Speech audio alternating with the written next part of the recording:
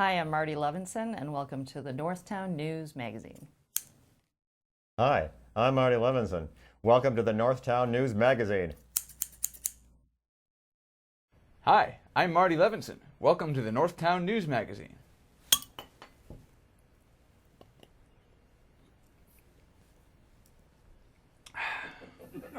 For the identity of the real Marty Levinson, please stay tuned to the Northtown News Magazine. Come on, baby, don't you wanna go? Come on, baby, don't you wanna go? Back to that lemon light city, sweet home Chicago. Hey there, I am really Marty Levinson. Don't let anybody fool you. Welcome to the Northtown News Magazine show with the greatest cameraman around, Sonny Hirsch, and your host, Avi Myers. Thank you, Marty. Avi Myers, Northtown Neighborhood News Magazine, a presentation of Sonny Hirsch and myself. Dial us up on the web at ntnm.org. National Night Out is coming the first Tuesday in August. Please support your local police department and participate, because community policing is alive and well through most of Chicago, particularly in the 24th District. Thank you, Commander Roberto Nieves. One of the most neglected agencies in the state, probably the most neglected, considering the fact that it's the fourth largest governmental agency. And it's also neglected because, frankly, they run it so well that there just aren't the problems there are with so many other places. So it's kind of quiet, and if they do have a problem, they can actually quietly flush things away, too. No pun intended, right? No, of course not. But it is a pleasure to have, for the first time, previous guest, but never before here, as the president of the Metropolitan Water Reclamation District of Greater Chicago, Mariyana Spyropoulos. How are you? Hi, Avi. Thanks for having me on the show. First of all, thank you, and I'm so glad you could be here. And you're now in office several months. Yes. Well, I've been a commissioner since 2009, but Right. I was recently elected by my peers on the board in January. So I was very glad to see it. And frankly, I was surprised because I knew some of the others who were jockeying. We won't get into names here. And one in particular, I was very happy to see not get elected. Okay. Well, you know, you have to get the votes on the board, and if you get the votes, then, you know. No, I think it's You get terrific. elected. I never saw it coming, but then again, I don't know the inner politics. So in any event, so what is there anything that's really surprised you so far in the first few months of your presidency? No, it's really an office that you know, what you want to make of it. So similar to commissioner, if you, you know, just want to sort of be a placeholder and not do much, you can do that. But if you want to be active and, you know, do the right thing for the agency, you know, there's room for that as well. So nothing, you know, that really surprised me. Okay, well, I do know, and I'm not going to go into detail, but I still know that, you know, like, I get to see these people off camera. She really does care about the environment. I mean, not everybody who's in a position like that does, but she really does. Trust me. Thank you. Thank you. I appreciate that. No, listen, I appreciate that too. You're it's good to have people in office who aren't going to acid rain us or anything like that. So, you know, what are the challenges that are facing you? I mean, you're actually in much better. I should point out, you guys have a AAA bond rating. Yes. Which is the highest possible bond rating and the only agency in the state of Illinois with that rating. Matter of fact, that's an understatement. You know, with all the junk bond places we've got. Right. I mean, it's probably a conversation maybe for another time, but yeah, a lot of agencies are, government agencies are facing a lot of financial challenges right now. And because our agency, you know, you said that we were sort of neglected. I understand what you're saying. We're sort of under the radar, but Yeah. certainly it's been well maintained for decades, and that is one of the reasons why we have the strength to maintain that AAA bond rating. So we're conservatively run in terms of, you know, our finances, and, you know, we run a tight ship, and we have a very specific mission to protect the water environment and stormwater and wastewater. And the focus on those two things has really, you know, brought us to the right place right now. You know, one thing I'll say, and you know, I guess I'm not supposed to be beating your drum, but you got such a good professional staff over there that's been there for so long. Absolutely. You know, and they really know what each other's doing. You know, one of the reporters, you know, when he was trying to knock Terry O'Brien, a former president, was saying, "Look how many people are making this kind of money on the payroll." but they've been there 20 years. Everything's running great. Right. You don't have all these. You don't have scandals. You don't have problems. That's worth something in and of itself. Well, the employees have to take a civil service exam. And, for any of your viewers that may be interested in seeking employment at the Water Reclamation District, you go to our website, you find out what you may be interested in, you apply for that, and if there's an opening, then you'll get a response. You'll get a notice of something coming up. Then you have to take an exam. And they're pretty rigorous exams. So, in terms of the staff level, professionalism, intelligence, we like to think that, we've got a pretty high bar, and the people that work there have met that bar. You do. It's interesting because I've known enough people over the years in office and government, and when I meet their staffs, I can tell so much about them. Right. And, you do have a very, one thing that reflects, you're actually, there was Terry then for a short time. Kathy Meany. Right. Mm-hmm. And now there's you, but the fact is that, yeah, the people do take pride in what they're doing for the most part, and there's a good esprit de corps. There is an interesting esprit de corps in some places, but not the right way. Right. So it's not to say that we don't have, our problems as well. We have, we're all human, and, some things will arise, but generally speaking, I think that our agency has a very good reputation, and our staff is up to the challenge. No, I've always been very pleased to meet the staff members, and they're real easy people to work with. Now, of course, there's been a lot of rain recently. That's an understatement. Yeah, my tomatoes are very, very happy about it, but I'm sure, right? And our sewer system is happy about it as well. So, there's this thing called climate change. You've probably heard about it. I have heard, yes. Yeah, and it's sort of created a new normal for us in terms of what we're facing, in terms of rainfall. 1 inch of rain throughout Cook County equals 14 billion gallons of water. It sounds like a lot of water, but it's not evenly distributed throughout the county. Some areas get it more than others. And we have a deep tunnel system that is equipped to take that overflow of water that can't be handled by the local sewer systems. But one of the challenges we're facing is the local sewer system is controlled by the local municipality. And so City of Chicago has its street and sanitation, and each of the surrounding, because we're countywide, each of the surrounding communities controls their own system.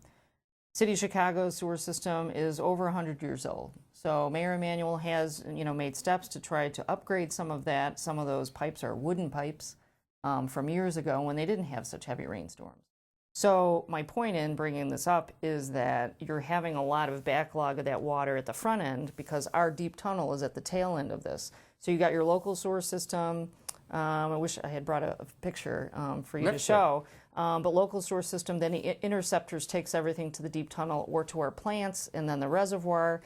And the problem is that you've got smaller pipes that can't take that heavy, that flow of water. So sometimes it's backed up into the streets, which is better than in people's basements. Right. But unfortunately, sometimes if you have all that, it's going into people's basements.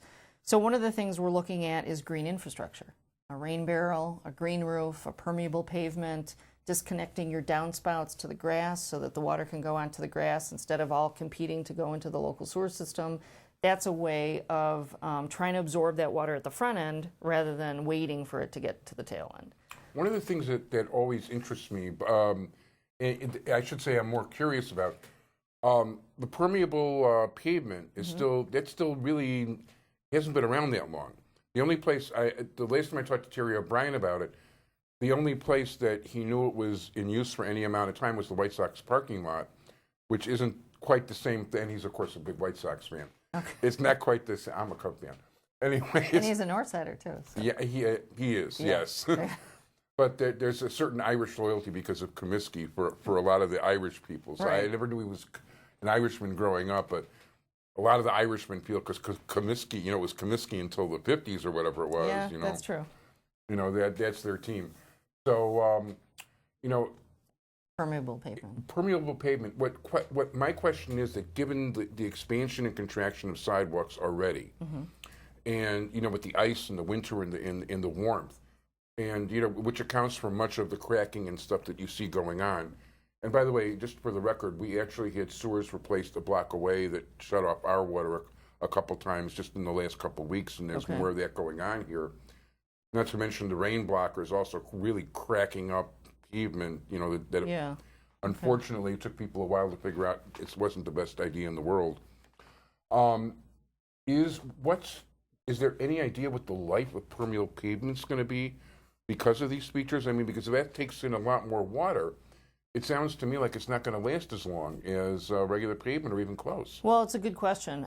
We have permeable pavement at our parking lot at our Stickney plant, and we've got several types to sort of measure in terms of which one draws more water, which one holds more water, and in terms of replacement costs and time, how much time it takes, you know, where you need to replace it. So we're still in the monitoring phase of that, and the intention is to try to, when we need to repair other parking lots, to also use that sort of same format.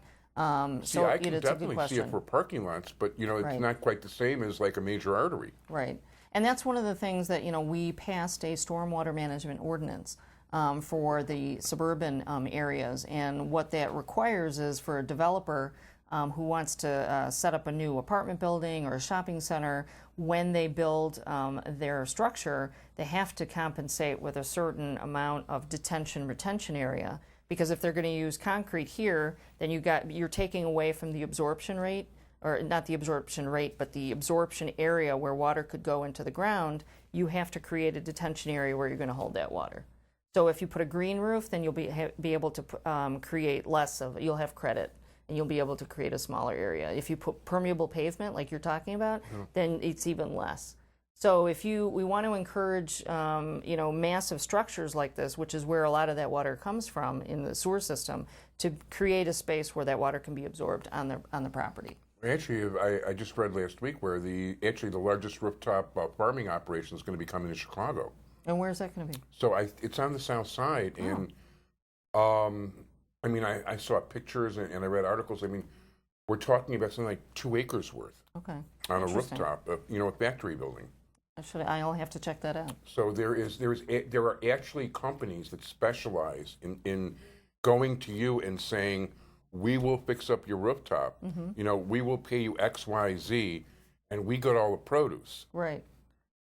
So, you know, I mean, there's other ways of And by the way, they actually say that the roofs last longer with this process. Okay. I mean, there's a lot of different ways of incorporating a green roof. City of Chicago has a green roof. Right.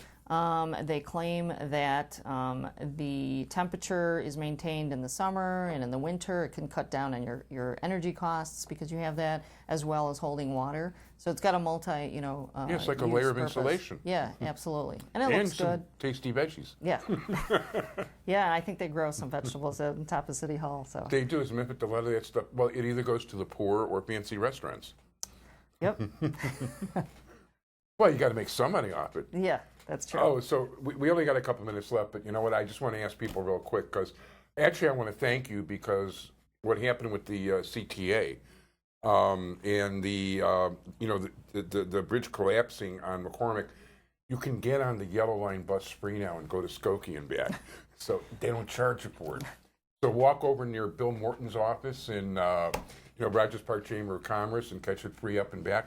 But in any event, what are you guys building? There's environmental remediation going on over there? So at our Northside plant, what we're doing is The Terry O'Brien plant. Correct. The Terry O'Brien plant, you are correct. We are going to disinfect the effluent that comes out of the plant.